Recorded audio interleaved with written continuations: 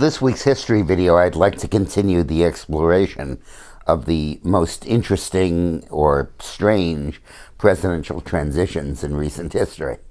1960 has to qualify when John Kennedy met with Dwight Eisenhower and found out that his whole campaign was based on a false premise.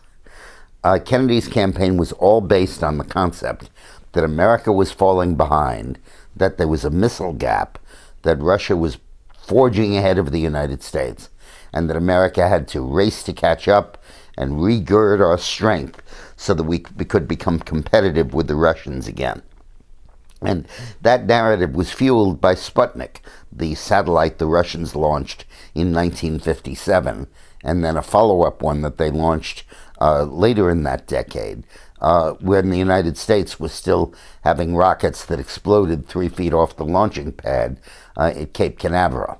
And the legacy of the failure of the American missile program and the Russians launching satellites, one of which had a dog in it, Laika, was really graphic evidence Americans felt.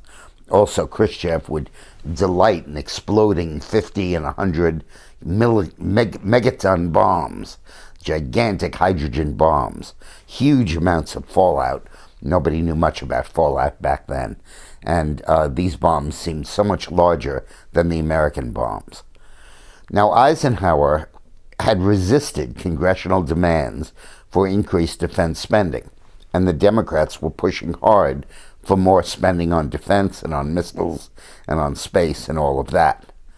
And Eisenhower, as the old general, knew full well what the reality was, that the United States had far more weapons than Russia did and had an enormous lead in anything that really mattered.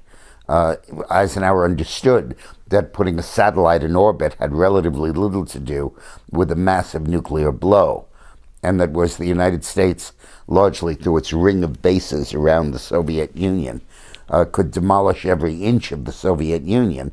Russia couldn't lay a glove on the United States. It couldn't touch any American city.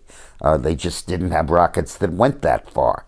They had intermediate range rockets of 2,000 or 3,000 miles. They could hit Europe, but not intercontinental ballistic missiles, ICBMs, that could go 5,000 or 10,000 miles over the pole and come down and hit the United States.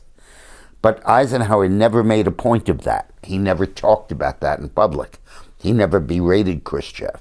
And when Khrushchev talked about bigger and bigger bombs, he never pointed out that you need to deliver the bombs and that the Russians had no way of doing that.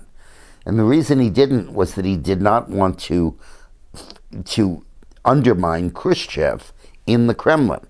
He knew that there was a big debate going on between the hawks and the others in the Kremlin about whether they should dramatically increase their military production and their missile research.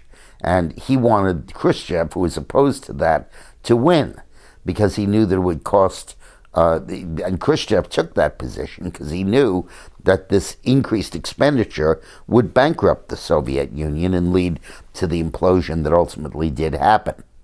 So Eisenhower stopped rebutting the Democratic charges and basically didn't specify how far in advance of Russia we were. And since he was Eisenhower, the general who won World War II, people were inclined to believe him and took him at his word. But then when Kennedy campaigned on the missile gap, he struck a responsive chord, and that helped him defeat Nixon and become president. But when he sat down with Eisenhower in the transition, he found out it wasn't true. He found out that the reality was far different, that there was a gigantic missile gap and that Russia was way, way behind the United States. And that posed a real problem for him, which is how did he talk his way out of the problem he talked his way into. Thanks for watching.